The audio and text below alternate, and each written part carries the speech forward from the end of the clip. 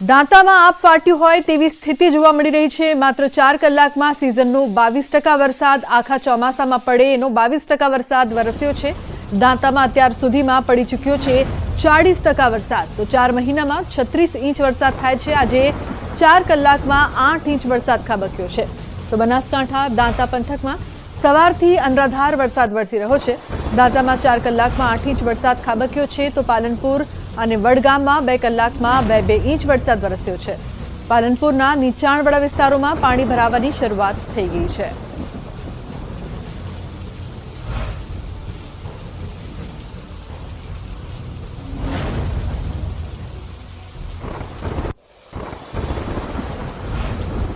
તો દાંતાના સરકારી હોસ્પિટલમાં વરસાદી પાણી ઘૂસ્યા છે। દાંતા ખાતે આવેલી છે સિવિલ હોસ્પિટલમાં વરસાદી પાણી આવતા સ્ટાફ પણ દોડતો થયો હતો। હોસ્પિટલના અંદર આવેલા અલગ અલગ રૂમો સુધી પાણી આવતા ભારે તકલીફ વેઠવાનો વારો આવ્યો।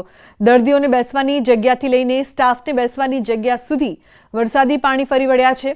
દાંતા સિવિલ ખાડા વિસ્તારમાં આવેલું હોવાથી વરસાદી પાણી હોસ્પિટલમાં પ્રવેશે છે। ઓપીડી માટે આવતા દર્દીઓને અને ડોક્ટર સ્ટાફને ભારે તકલીફ વેઠવી પડી રહી છે। હજુ સુધી તેનો નિકાલની કોઈ વ્યવસ્થા કરવામાં નથી આવી। દાંતા તાલુકામાં વહેલી સવારથી વરસાદી માહોલ જામ્યો છે। અંબાજી, હળાદ અને દાંતા પંથકમાં વરસાદ ધીમી ધારે વરસી રહ્યો છે।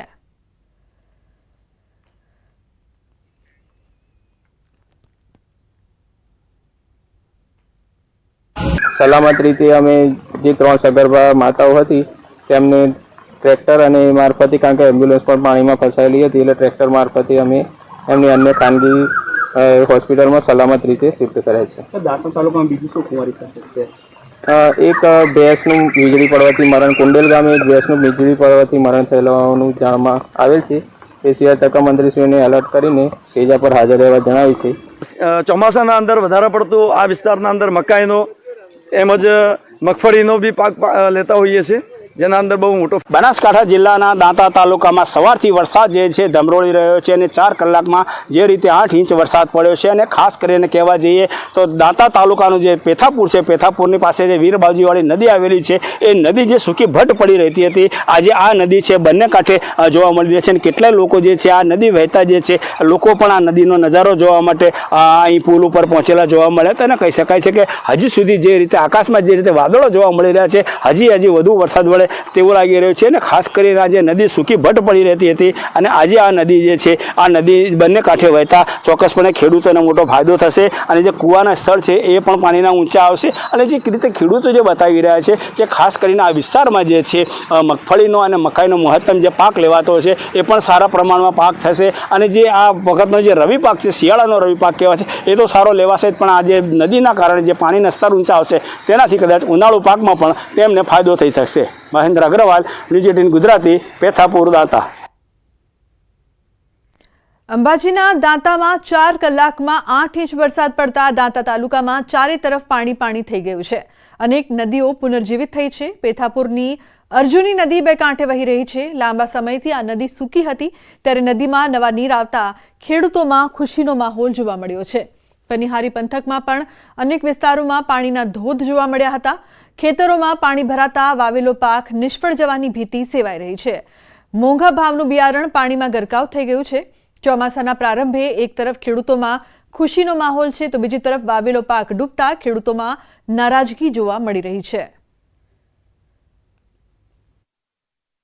દાંતા પંથકમાં પડેલા વરસાદના પગલે ભારે ખારાકાના બી જોવા મળી રહે છે। અને જે રીતે ખેતરોમાં પાણી ભરાય છે, નદીઓમાં પાણી આવ્યા છે, દાંતાના સિવિલ હોસ્પિટલમાં પાણી ભરાય છે, એટલું જ નહીં આપણે બતાવવા માંગીશ કે અંબાજી દાંતાથી જે પાલનપુરનો માર્ગ છે એ માર્ગ આખો જે છે પાણીમાં ગરકાવ થયો છે। અને ચોક્કસપણે આપણે બતાવવા માંગીશ કે રોડ ઉપર છે, એ રોડ ઉપર હાઈવે માર્ગ છે, હાઈવે માર્ગ ઉપર પણ ઢીચણસમાં પાણી ભરાયેલા જોવા મળી રહ્યા છે। અનેક વાહનો જે છે, વાહનોને પણ અહીંયા ચાલવામાં ભારે મુશ્કેલીનો સામનો કરવો પડી રહ્યો છે। અને હાલ તબક્કે જે પાણી ન ઉતરે ત્યાં સુધી તમામ વાહનો આ રીતે મુશ્કેલી ભોગવી રહ્યા છે। અને રાહદારીઓ તો કોઈ દેખાતા જ નથી, પણ ચોક્કસપણે કહી શકાય છે કે જે વરસાદ છે એ વરસાદ જે 4 કલાકમાં 8 ઇંચ વરસાદ પડ્યો છે, એ અનેક સ્થળોએ પાણી ભરાણા છે। નદી હોય, નાળા હોય, ખેતર હોય કે સિવિલ હોસ્પિટલ હોય, તમામમાં પાણી ભરાતા ભારે ખરાબી દાંતા તાલુકામાં સર્જી હોય તેવી રીતે લાગી રહ્યું છે।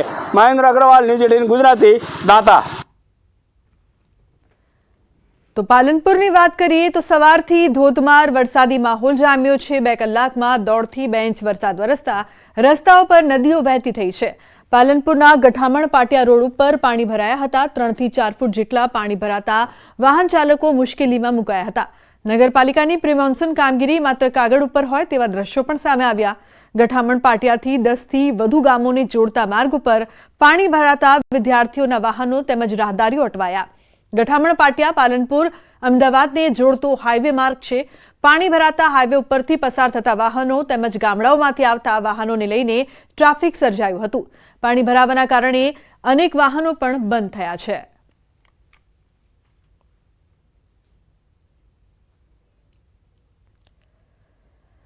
તો બનાસકાંઠાના પાલનપુરમાં 2 ઇંચ વરસાદમાં અનેક વિસ્તારોમાં પાણી ભરાયા છે। પાલનપુર સિવિલ હોસ્પિટલમાં પાણી ભરાતા દર્દીઓ પરેશાન થઈ રહ્યા છે। મહત્વનું છે કે સિવિલ હોસ્પિટલમાં પાણી ભરાયાના દ્રશ્યોની વચ્ચે દર્દીઓને હાલાકીનો સામનો કરવો પડી રહ્યો છે, કારણ કે જે દર્દીઓ છે તે સારવાર લેવા માટે અહીં જતા હોય છે, પરંતુ અનેક વિસ્તારની સાથે સિવિલ હોસ્પિટલમાં પણ પાણી ભરાઈ રહ્યું છે, જેના કારણે મુશ્કેલીથી તેઓ સિવિલ હોસ્પિટલમાં જઈ રહ્યા છે। ઉલ્લેખનીય છે કે સમગ્ર વિસ્તાર પાણી થયું છે। પાલનપુરમાં 2 ઇંચ વરસાદમાં જ પાણી જોવા મળી રહ્યું છે। તો જલ્દી આ પાણીનો નિકાલ કરવામાં આવે તેવી લોકો માંગ કરી રહ્યા છે। તો સિવિલ હોસ્પિટલમાં પાણી ભરાતા દર્દીઓને પરેશાન થવાનો વારો આવ્યો છે। પાલનપુરના એરોમા સર્કલ પર 3 કિલોમીટર લાંબો ટ્રાફિક જામ સર્જાયો। પાલનપુર હાઈવે પર ટ્રાફિક જામમાં એમ્બ્યુલન્સ ફસાઈ હતી। પાલનપુર ટ્રાફિક પોલીસની બેદરકારીના લીધે લાંબો ટ્રાફિક જામ સર્જાતા વાહન ચાલકો મુશ્કેલીમાં મુકાયા। બનાસકાંઠા જિલ્લા ટ્રાફિક પોલીસ અને પાલનપુર શહેર પોલીસની બેદરકારીના લીધે સર્જાય છે અવારનવાર 3 કિલોમીટર લાંબો traffic jam. Ahmedabad Palanpur highway, Deesa Palanpur highway અને પાલનપુર આબુ રોડ હાઈવે પર ટ્રાફિક જામ સર્જાયો હતો। તો અષાઢી બીજ અને સાતમ આઠમના તહેવાર પૂર્વે ખાદ્ય તેલ મોંઘું થયું છે। સિંગ તેલમાં સતત તેજીનો માહોલ જોવા મળ્યો છે। સિંગ તેલના ભાવમાં ભડકો થતા ગૃહિણીઓનું બજેટ પણ વિખાયું છે। છેલ્લા 1 સપ્તાહમાં સિંગ તેલના ભાવના ડબ્બે 70 રૂપિયાનો વધારો થયો છે। 15 કિલો ડબ્બાનો ભાવ 2580 થી વધીને 2650 રૂપિયા થઈ ગયો છે। ઓફ સિઝન હોવા છતાં ખાદ્ય તેલના ભાવમાં વધારો નોંધાયો છે, જેના કારણે ગૃહિણીઓનું બજેટ પણ ખોરવાઈ ગયું છે।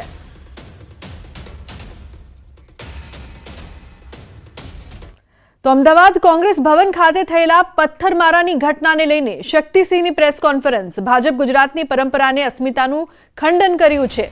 3 વાર કોંગ્રેસ ઓફિસ પર હુમલો કર્યો છે। રાત્રે અમારી ઓફિસમાં ઘૂસ્યા અને તોડફોડ કરી।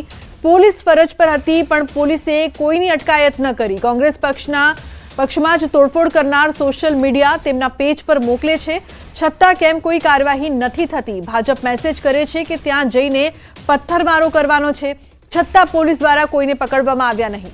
કોંગ્રેસ ઓફિસ તરફથી તોડફોડ અંગે મેસેજ પણ પોલીસને કરવામાં આવ્યો હતો, છતાં પગલાં ન લેવાયા। ભાજપના ગુંડાઓને પોલીસ મદદ કરી રહી હોવાનો શક્તિસિંહે આરોપ લગાવ્યો। પોલીસ મદદરૂપ બની છે એવો મારો આક્ષેપ છે। ઉઠાવીને લઈ જવા જોઈએ ને। એસથી એમને પ્લે કાર્ડ સાથે સૂત્રોચ્ચાર ગાળી ગલોચ કરવા દીધા પછી નિયત કરીને આવ્યા હતા કે પથ્થરબાજી કરવાની છે, એ પથ્થરબાજી શરૂ કરે છે। હું પણ કાયદાને જાણું છું। મારા ઘરમાં કોઈ ગરીને તોડફોડ કરે રાત્રે અને પછી પાછા જાહેર કરીને આવે કે સાંજે હું ફરી હુમલો કરીશ, તો આત્મસુરક્ષા સેલ્ફ ડિફેન્સ કાયદાએ આપેલો મારો અધિકાર છે। અને મહત્વપૂર્ણ સમાચાર સુરતથી। વ્યાજખોરોને ડામવા સુરત પોલીસની મુહિમ। સુરત પોલીસે લોક દરબારનું આયોજન કર્યું। પાંડેસરા, અઠવા, ઉમરા, વેસુના ફરિયાદીઓ આવ્યા। ઊંચા વ્યાજે લીધેલા 150 થી વધુ ફરિયાદીઓ ભેગા થયા હતા। પોલીસ કમિશનર અનુપમસિંહે ફરિયાદ સાંભળી હતી। પોલીસ વ્યાજખોરો સામે જરૂરી પગલાં લેશે। જે ઝોન 4 વિસ્તારમાં આવનાર છે પોલીસ સ્ટેશન વિસ્તારના અહીંયા લોક દરબારના આયોજન કરવામાં આવેલા છે, જેમાં લગભગ 30 જેટલા ફરિયાદી આપણા પરિવાર સાથે અને લઈને આવ્યા છે।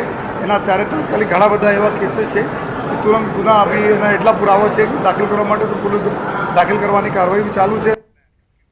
તો રાજકોટ આગકાંડ મામલે હાઈકોર્ટમાં સુનાવણી. સરકારે સોંપેલા રિપોર્ટ પર હાઈકોર્ટે સવાલ ઉઠાવ્યા છે. પહેલા આગનો બનાવ બન્યો હતો, નોટિસ આપી હતી એનો અર્થ તેમને ખબર હતી. એડમિનિસ્ટ્રેશનમાં ખામીઓ હતી. કેટલાક અધિકારીઓના કારણે રાજ્ય બદનામ થાય છે. શાળાઓમાં તપાસ મામલે એજીનો હાઈકોર્ટમાં જવાબ. શિક્ષણ વિભાગ દ્વારા યોગ્ય આદેશો અપાયા છે. શાળાઓ બંધ કરવી એ કોઈ સમાધાન નથી. તો જરૂરી કાર્યવાહી. આગની ઘટનાઓમાં જાગૃતતા જરૂરી છે.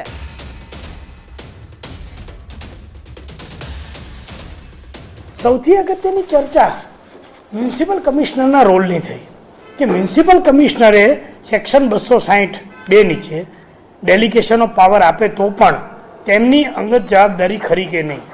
આ મુદ્દે કોર્ટની એક વિશેષ ટિપ્પણી છે કે કોઈ પણ ડેલિગેશન પણ હોય તો પણ મ્યુનિસિપલ કમિશનર પોતાની મેઇન ઓથોરિટી તરીકેની જવાબદારીમાંથી છટકી ન શકે. તે બાબતનો વિગતવાર ખુલાસો પણ માગવામાં આવ્યો છે. સપ્ટેમ્બર 2023માં આ જ ગેમ ઝોનમાં જે ફાયર થઈ હતી અને ફાયર ડિપાર્ટમેન્ટને જાણ થઈ હતી, પરંતુ ફાયર ડિપાર્ટમેન્ટ પહોંચ્યો ત્યાં સુધીમાં આગ ઓલવી નાખેલી અને નુકસાન નહોતું થયું. તેમ છતાં ફાયર ડિપાર્ટમેન્ટના ધ્યાનમાં આ વસ્તુ હતી ત્યારે કેમ આ જગ્યાને બીજી પ્રકારની પરમિશનો છે કે નહીં તેની તપાસ ના થઈ? એક થોડી ઘણી નોટિસ ગઈ ડિમોલેશનની, શા માટે તેની પર કાર્યવાહી તે વખતે ન થઈ તેનો પણ ખુલાસો માગવામાં આવ્યો છે.